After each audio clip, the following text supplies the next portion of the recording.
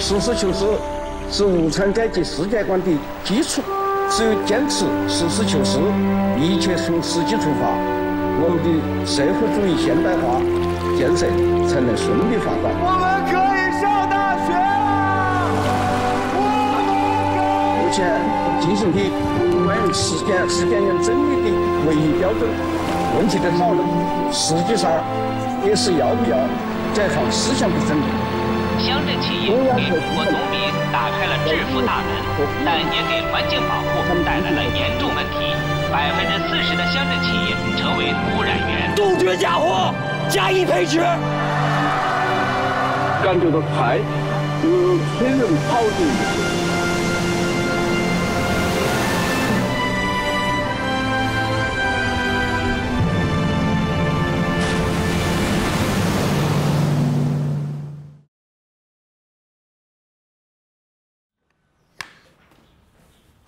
杜宝，那个建设队那边发点钱吧，还有砖厂那边，兄弟们干的都是辛苦活，好几个月都没见着工资了，这心思都有点不稳了。账上还有多少钱？6万多。这钱不能动，得留给电线厂买煤买铜。可大家伙心都慌了，红伟还有老书记说，你再这样下去可就不好管了。把人都去我们家，商量商量这事。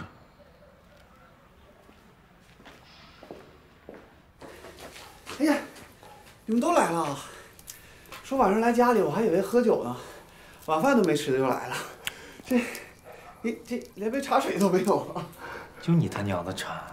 你要想喝水自己倒呗。我踩你尾巴了，还当了领导了，脾气是大啊！你快坐下吧。废话。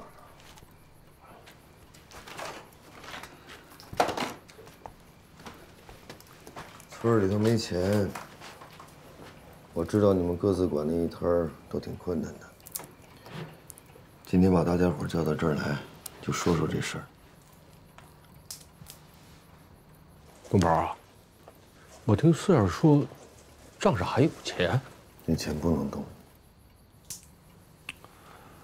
东宝，我知道你心思在电线厂，可是砖厂、玉制品厂还有建筑队是咱们村最赚钱的。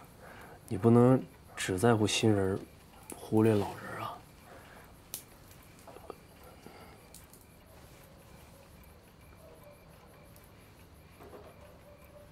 钱不多，先拿去用。村里有急事的时候，能顶上几天。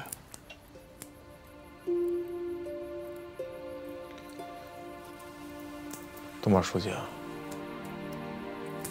这是不是有点不合规矩啊？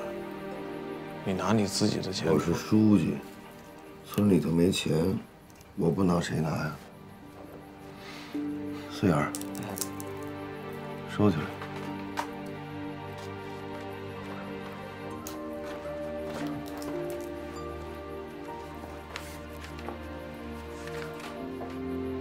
这个是5000。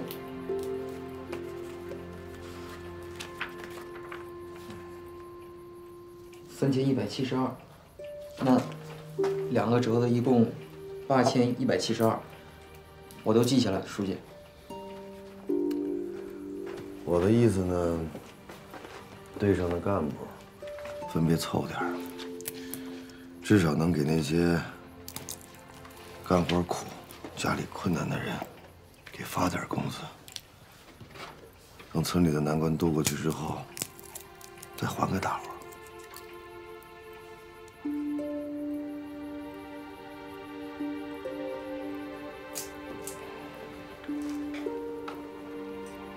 东宝书记啊，你能这么做，我很佩服你。但是，大家伙现在每家情况都不太一样。你看，像我媳妇那儿刚生了孩子，爹妈那边老房子还在翻修，这个钱确实是不多。我真的，我不是找理由推脱啊，那个。我家的账是我管的，所以我有数。那总共才1000多块钱。那要不这样，我凑个整数1500。好。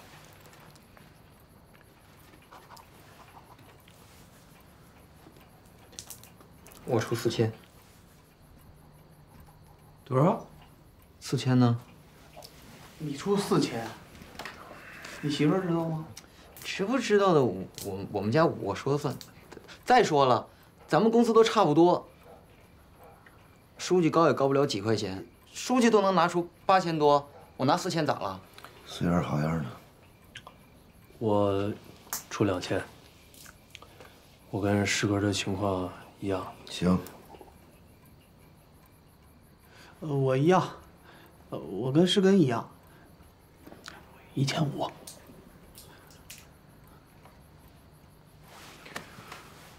哥，我家钱都在媳妇手里，但我现在回去看一眼，有多少我拿多少。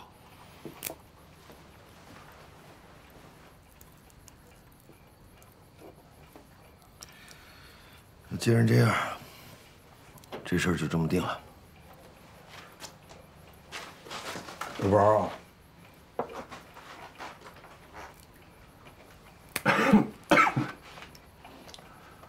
我不是不想为村里做贡献啊。我那个小子刚结婚，开春闺女有出嫁，嫁妆不敢不给多了，怕在婆家那边受委屈。我实在拿不出多少。老叔，您家里情况，我们都有数。我知道你们都照顾我，可这事儿啊，我也不能一点不出，得出。那我回家再凑一凑。多少也是为在小雷家做贡献的一个态度。我回家再凑一凑，啊。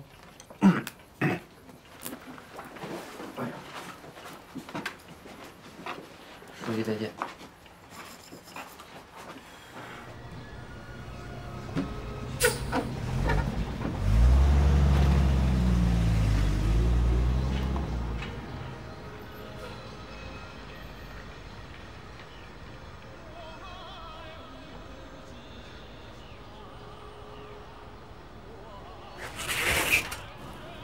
吓我一跳！你怎么知道我回来了？荆州还有我不知道的事儿？老黄猜的。他说水头都回来几天了，估计你也快了。再说从北京回来火车就这一趟，每天到这个点，老黄就催我过来看你，害得我白班都上不了。没见你上班那么积极过。替我谢谢黄师傅。不谢我啊？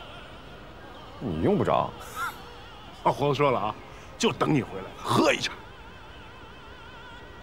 现在这个情况比较麻烦，您跟我走得这么近，一边去！废他妈什么话！我是徐念祥，我怕个鸟！你别说你得罪个老费老刘，你就是杀人放火，我该跟你做朋友还做朋友。走，带你洗个澡，喝酒去。我得先去趟水书记办公室。不是，他都已经办退休了，你找他干嘛？再说了，清代会那天，你当那么多人面公开顶撞老刘老费，厂里都传遍了。你刚一回来，脚不沾地儿就找水了，合适吗？我跟水书记说好了，回来我就给他汇报研究进展。要不，你先去找黄师傅，等我接完水书记再来找你们。也行。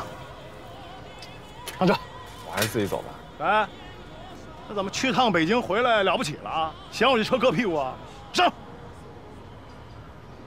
我可没给你带好吃的。那你下去。少废话，走，走，走喽！哎呀！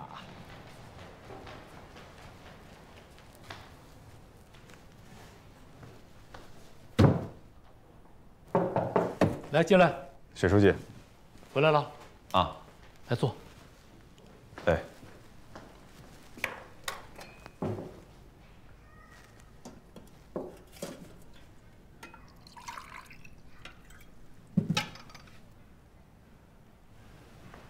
来，喝点水。谢谢水书记。坐。嗯。再晚回来几天，你就得到家里去看我了。水书记，您为什么不肯再去一趟北京呢？我们这次的思路是得到老徐首肯的，一定也会获得部里的认可。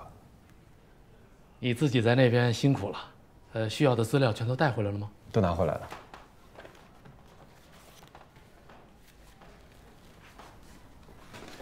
这次通过老徐认识了好几个外商，通过他们，我终于弄清楚了为什么国外在淘汰 FRC 系统。原来是我们的思路太局限在国内需求上了。这次 FRC 技术的换代，其实是世界化工产业的一次整体技术升级。好，这些资料你也拿给老刘他们分享一下。薛书记，你还是对我的报告不放心啊？新思路在电话里我们已经讨论过了，我马上就要退了，不管按照程序，还是按照学术规范，你都应该向老刘他们汇报。那既然这样，您为什么不再去部里争取一下呢？他们看了我们的报告就知道 FRC 的路子不对，您就不必这么着急退休了。你以为我带你到北京去是告御状，为了参老刘和老费他们一文？不是。是为了论证荆州到底该引进哪种类型的技术设备。当时你的报告还没有写完，可我也拿给厂里看了，但他们的意见是，你的报告不足以说服他们，我们才去了北京，找专家查资料，目的就是要找到一个结论。现在这个结论已经有了，我们为什么还要跑到北京舍近求远的去汇报呢？可是什么？他们如果还不认可我们的思路呢？真理越辩越明。你现在既然已经对自己的报告充满了信心，难道你就没有信心说服他们吗？我有。这就可以了。你自己不是也说这份报告还不够完善吗？还需要很多人帮助你完成。你说服他们，就会有更多的人出来帮助你。这对新生产线未来的安装和使用，将是最好的局面。可这是我们共同的心血，眼看就要出结果了，可您却退了。就算我退了，我也还住在金州厂的家属宿舍区里，我也还会亲眼看着金州厂引进的新设备一点点的组装投产。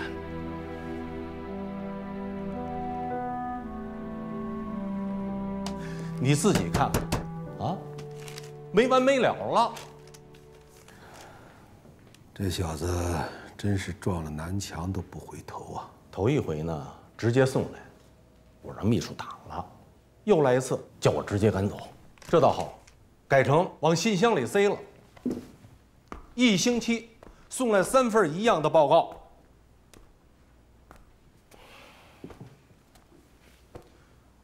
哦，对了，你那儿也收到了吧？1式2份，一模一样。宋运辉啊，还真没有厚此薄彼。他想干什么呀？非要逼着我跟他认错？不至于，就是驴脾气犯了。老刘，你把这件事想得太简单了。宋运辉的背后，要是有什么人指点，把这份材料送到部里去，那是要耽误咱们引进设备的大局。我向部里专家组熟人打听了，他们还真不知道这件事情。那就快刀斩乱麻，把他赶出金州，找个鸟不拉屎的地方晒着他。老费，你这样做，是不是太过激了呀？你可不能小看这件事。老水在金州经营了多少年？咱们俩上位才多久？下边的人本来想法就多，要是再多几个宋运辉，恐怕你我的权威就荡然无存。就算是杀鸡给猴看，也要严惩这个宋运辉。老水在退休之前提出的唯一要求，就是把宋运辉调到维修分厂去。为什么？他是在保护宋运辉啊！你这么做，是不是激怒老水了？那你说怎么办？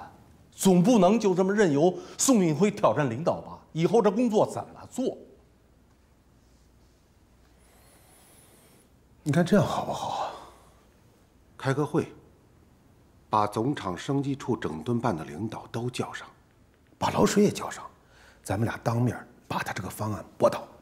咱们那些年轻人就喜欢看那些国外的电视连续剧，宋运辉这种敢跟领导对着干的做法，会被他们当英雄看的。上次清代会，宋运辉和咱们争执，全场都知道了。你这样不明不白的把宋运辉处理了，势必引起人们的怀疑。流言一起，再想澄清很难。正好开个会，把事情公开化，本来就是技术之争嘛，让那些不明白所以的人都能看清楚，他这个方案行不通。老刘，你觉得宋运辉的方案不行？假如这个话是老水提出来，有情可原。你是懂技术的呀，引进 FSA 是咱们经过多少次论证才确定的呀？难道就让一个年轻人给推翻了？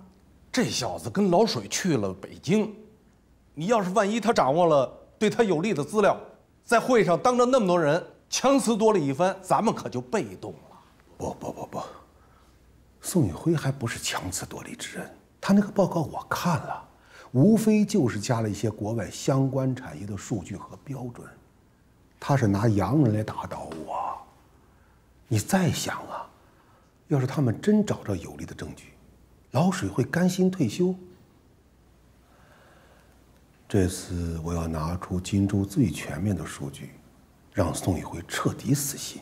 好，既然刘总工胸有成竹，那咱们就来个真理越辩越明。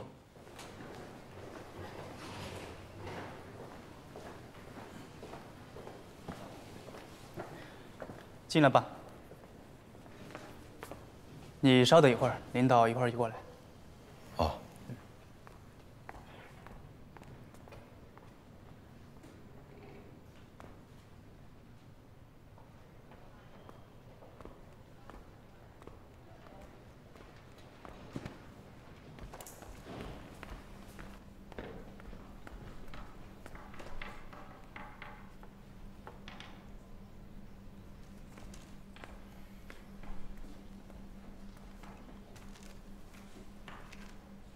等会儿开会，不要顶撞刘总工。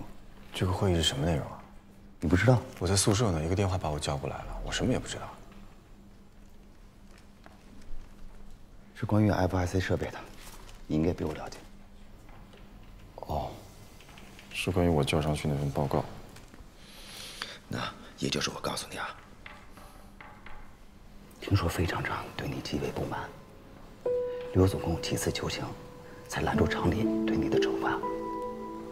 所以今天这个会，不管是什么内容，你都不要理司令，别再辜负刘总工对你的一片好意了，啊！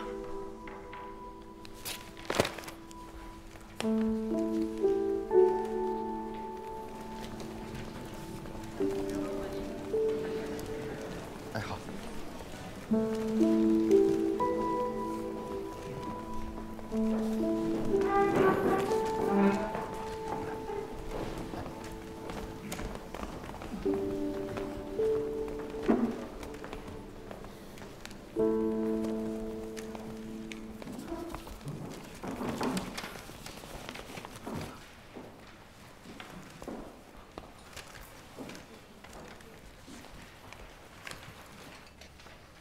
老刘，人都到齐了吧？今天难得费厂长有时间，我们趁水书记退休之前，把前一段厂里引进设备的工作做一些总结，也让水书记不要带着担心离开工作岗位。我们今天的会议要理一下思路，统一一下思想，确定未来引进技术设备的方向。时不我待，今天这个会议必须形成决议。本次决议将成为未来设备改造的指导纲领，指导未来设备引进工作的进行。因此，我们的讨论必须全面、深入、细致。事不宜迟，刘总工，开始吧。厂里引进设备的计划已经1年的时间了。为什么我们选择 FSA？ 那是因为 FSA 技术与荆州目前的设备具有不可替代的先进性。FSA 与现有设备配套非常便利，几乎不用做升级，只要稍作改造，就可以顺利对接。关键是啊，我们目前荆州的技术水平完全可以消化 FRC 技术，我们也不用花更多的时间和精力来培训工人。老水，你还有什么不理解的地方？今天借着这个会，一起提出来，摆在桌面上说清楚。先听听大家的意见吧，看看同志们还有什么补充要修改的地方吗？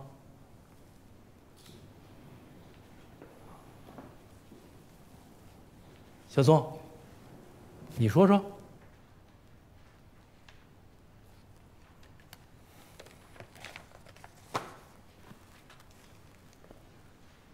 我对 FRC 技术的先进性有几点补充。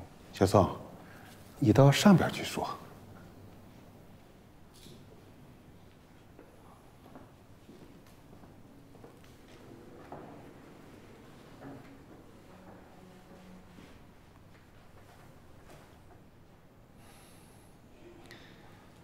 目前看来 ，FRC 生产的产品在国内市场属于顶尖。如果设备运行良好，在国际上也能达到中档标准。这种产品目前在国际市场上还是有一定需求的。这个我们没有想到 ，FRC 产品除了可以满足国内的工业生产，还可以出口创汇，赚回购买设备的资金。小于，把它补充进去。我这里有数据比较，我给大家写出来。不用写了，大家手里都有一份。老水啊，看来产品的定位很合理，引进 FRC 的方案就正式定下来了。下面我们就开始讨论审批和配套工作，也不用另理班子了，还是总工办、升级处负责。原班人马重新组合一下，马上开展下一轮的工作。刘总工，你谈一下对下一轮工作的思路。小宋，你资料准备得很齐全，下来听吧。刘总，我这么说并不代表 FRC 就是荆州的合理选择。这就好比渡河，一种办法是造桥，还有一种办法是用滚装船实现车客渡。滚装船看似简单，但从长期来看，成本未必低，而且遇到气象因素还要停开。可是造桥的办法却是一劳永逸的。FRC 就属于滚装船这样的过渡性技术。苏运辉，这是技术会议，不用你比来比去的，下去吧。总要让人家说话嘛。老费，你刚才问我，对 FRC 还有什么不理解的地方？我不理解的地方还很多。之前我请教过小宋，有的他能解答，有的他也解答不了。那些我们都不理解的问题，我想今天一起向你和刘总工请教，可以吗？既然水书记还有不理解的地方，那就问吧。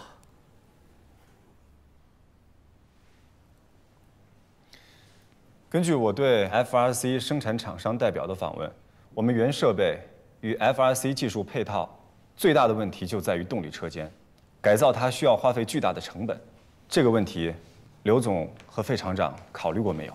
任何技术都有它不可避免的缺陷，这就是我们技术人员工作范畴。你报告里提到替代方案，与现代荆州的设备也一样存在不可共融的问题啊。不好意思，刘总，替代方案我后面会讲到。第一次站在这说话，我有点紧张，你得让我一步一步地说。你所说的动力车间改造问题，现在整顿办已经着手解决了。荆州目前的动力车间设备都不能够提供临界压力蒸汽，如果采用 FRC 技术，我们还得购买临界压力锅炉。而且根据我从应用 FRC 技术生产设备的2家厂商初步了解到的主体设备大致价格，再加上临界压力锅炉，这套设备的总成本价格不菲。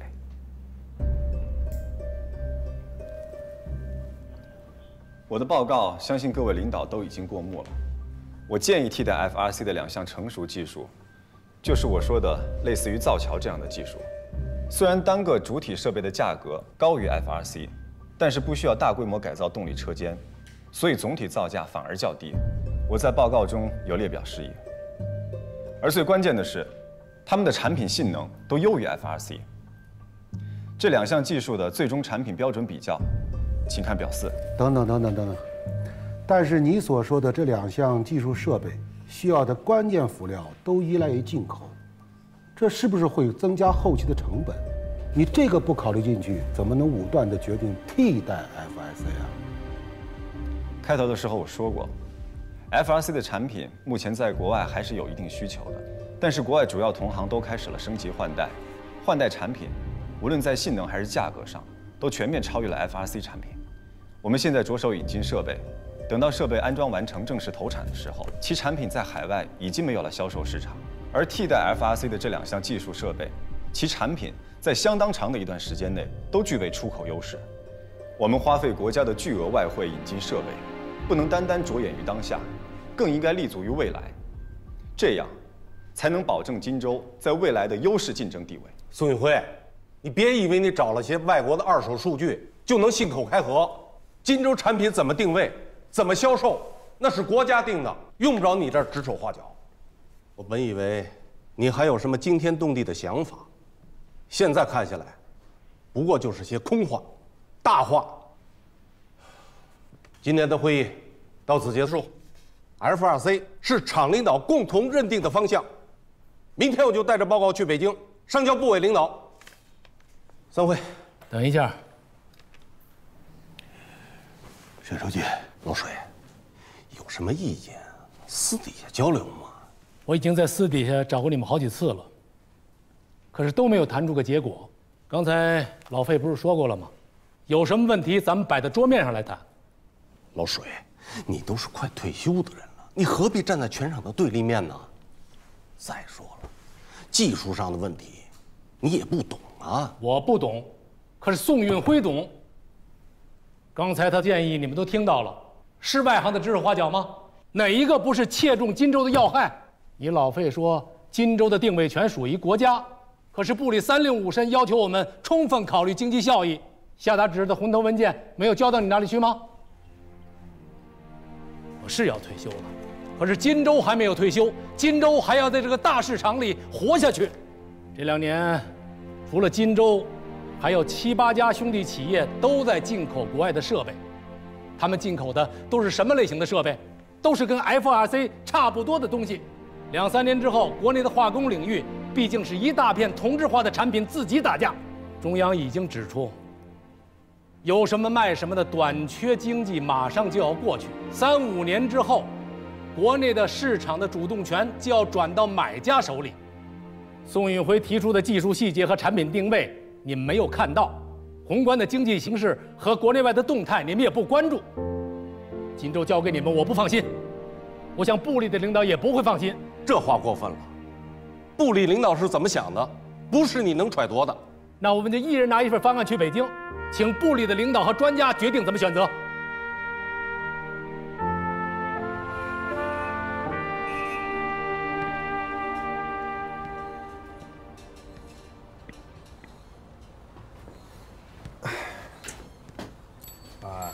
你这可回来了，他什么破会啊？开那么长时间。设备引进大会一直开到现在，大伙连饭都没吃。哎，你那美国学生来看你来了？梁思申啊？嗯，他人呢？什么时候来的？你前脚刚被叫走，人后脚就来了。孩子对你真好，回国就几天，还专程找时间来看你。他走了？走了，依依不舍呀。他现在什么样？过得还好吗？好得很。哎呀，长得漂亮，气势一流，关键啊，特别有主意，有时间观念，说好了就1个小时，1分不差，到点就走。那他留下什么话没有？说了，我跟他说，你是我们全荆州厂有名的累不死。小姑娘说了，还以为自己已经很努力了呢，可没想到比起她宋老师还是差得很远。让我告诉你，他一定会追上你。你又替我吹牛。我那是实话实说，这孩子宠败你，说你这铺都比我这铺要干净。再说了，我要不自夸一下，那对得起他大老远来看你啊？什么话从你嘴里一说都变味儿了。哎，看看，人特地从美国给你带的礼物。你帮我拆吧，见者有份。好。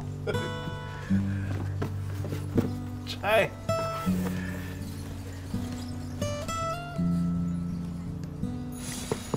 哎，你说这姑娘长得挺漂亮的，跟你一路货色呀。送什么东西不好？送书。哎，中国小孩写信还写外国字儿。他小学才到了美国，英语没那么好，所以只能多练习。可惜这次没看到他。对了，我这次辩论会上还用到了他教我的方法，欲擒故纵。又跟谁辩论了？刘总工和费厂长。结果怎么样？单就技术层面来说，我赢了。赢了，漂亮！这事儿明天就得轰动全场。那怎么不见你高兴啊？虽然技术上赢了，但是最终的结果还得等部里的决定。那管他呢，咱也不是第一次跟领导对着干了。我支持你。其实我倒没什么好怕的，回来之前都已经想好该怎么做了。虽然有风险，但不得不如此。我只是担心水书记和荆州的前途。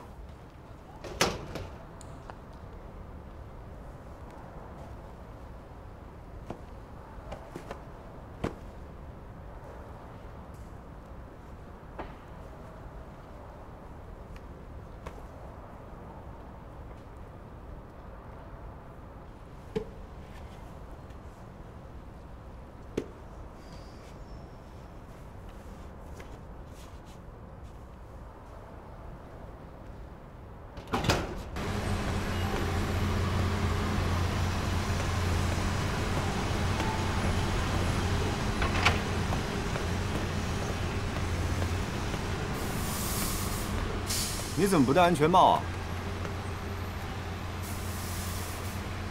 刘总工？怎么，我违反了工作条例？你可以以调度员的身份对我处罚了？这里很危险，你应该戴上安全帽的。岁数大了，原来爬这么高根本不当回事儿，现在不过看荆州的全貌，还是应该站在这儿。您还是先把安全帽戴上吧。这里真的很危险。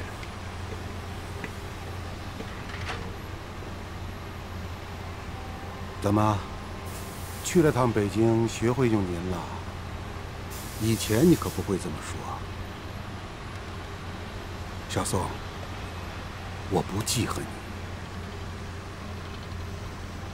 谢谢刘总工。回到车间，工作感觉怎么样啊？还好。跟以前差不多，年轻人又犯了少不更事的毛病。你是一战成名的，现在在荆州你是万众瞩目的人，嫉妒你的人会越来越多。你要学会保护自己。还记得我在图书馆是怎么跟你说的吗？记得。我是怎么说的？您说搞技术的人不宜太出风头。尤其不要和那些热衷官场的人走得太近，要我踏踏实实从基层做起。你没有做到啊！老水是个喜欢和善于弄权的人，你是他打倒我和老费的一颗子弹。不，以你的能量，应该是颗炮弹，炸得我们灰飞烟灭。在看人和用人方面，我们都不如老水。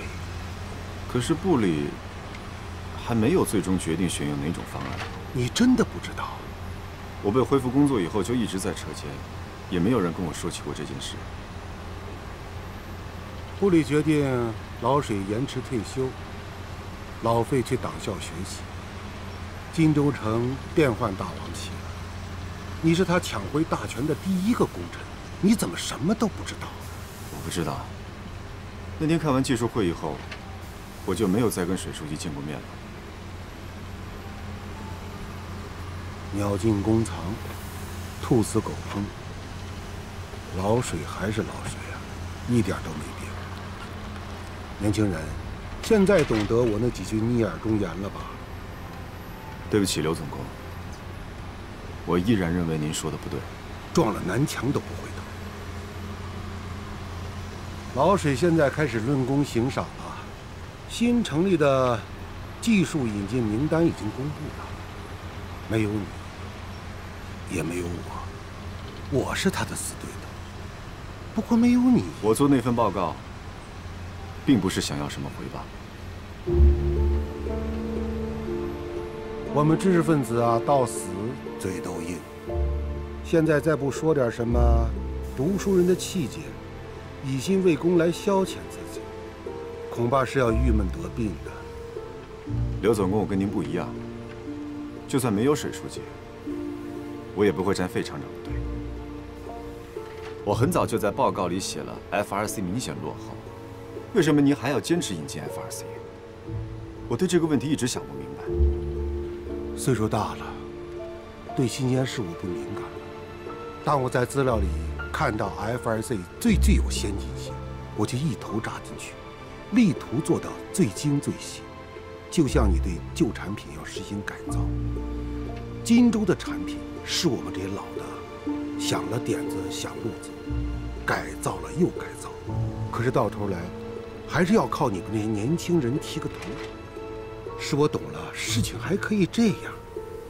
当我明白可以这样的时候，还是不如你们做的细致入微。这可能就是年龄的差别吧。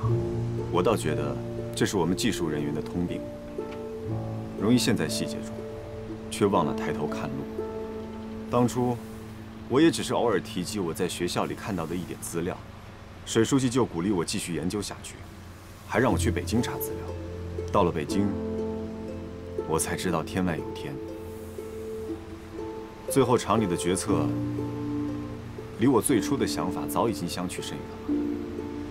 您说我被水书记利用，车间里也有人议论说水书记以前是外行指挥内行，耽误了荆州的发展。可我倒觉得，如果不是他的魄力和眼界，我根本不可能完成这项研究，荆州也不会有机会引进先进的设备。相比之下，费厂长是懂技术，但是他却抱着自己已知一定的知识，在事实面前还固执己见，差一点耽误了荆州的前途。水书记告诉过我8个字：因人成事，因人废事。我们能走到一起，是因为我们都希望事情有一个最好结果。可是费厂长是真的让我明白了什么叫因人废事。对不起，刘总工，我说的比较直接，但因为我一直很尊敬您，我不能不把心里话说出来。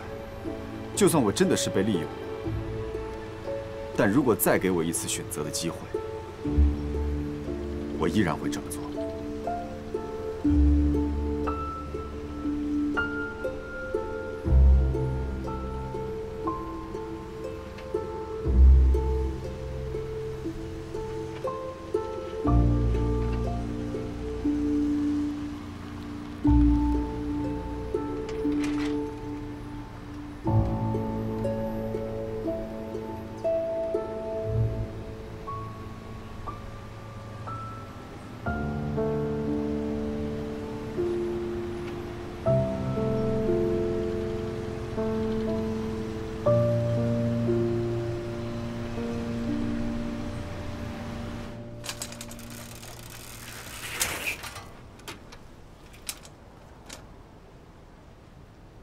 知道吗？北京决议下来了，老水延缓退休，至少要干到设备正式投入运营，那时候就几年以后的事儿了。到时候形势怎么变化，谁也不清楚。老水这回是大获全胜啊，一举扳回去。你这个头号冲锋陷阵的工程，你非但没给你点奖励，反而还过河拆桥。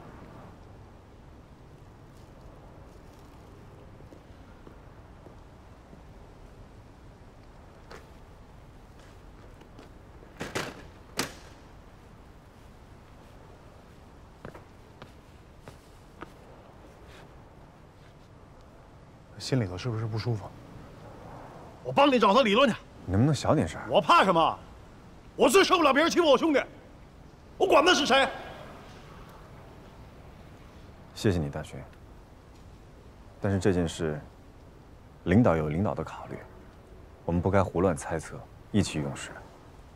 况且，现在这个结果我也挺满意。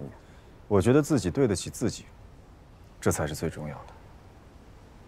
至于水书记他想怎么做，那是他的事情。少给我扯这些大道理！你这几天跟丢了魂似的，当我没看出来？你敢说你心里头不憋屈？我有情绪，不是因为水书记的态度，是因为周围那些不了解真相的人，把我说成是一个损人利己的小人。谁他妈吃饱了撑的在这嚼舌根呢？你告诉我打掉的门牙！全场都在传，你去把全场的门牙都敲了吧。你就是太好欺负了你！你死活弄不出个响屁来，谁知道你受委屈了？这个时候就得闹，就得吵，不然真以为你默认了。这个时候大家都等着看我的笑话，说多错多，还不如三缄其口，清者自清。是不是读书读傻了？叽里呱啦说老子一句也听不懂。你这种软柿子性格害苦了你，不然刘小妞也不会被于传清那王八羔子给骗了去。你又扯他们干什么？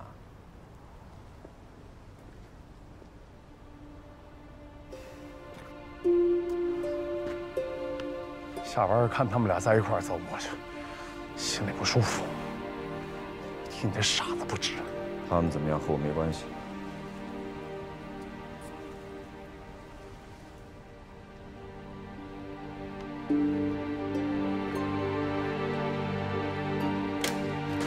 你要是心里头烦，还不如回老家待2天，躲个清静。老子不爱天天看这臭脸。赶紧给我回屋吃饭去啊！菜都给你热了。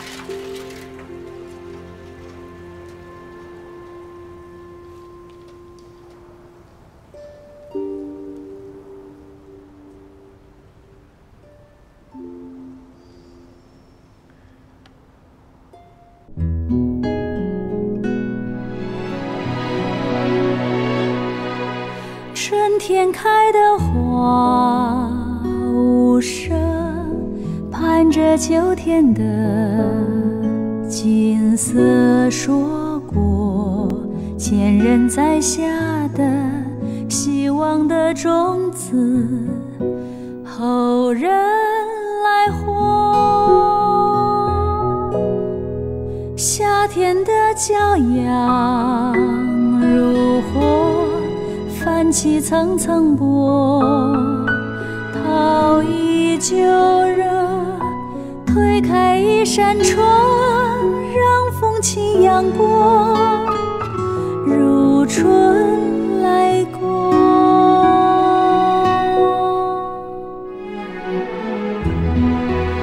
冬天的风雪掠过，给秋天带来丰收的歌。何时下的雨，何时停的风，把往事说。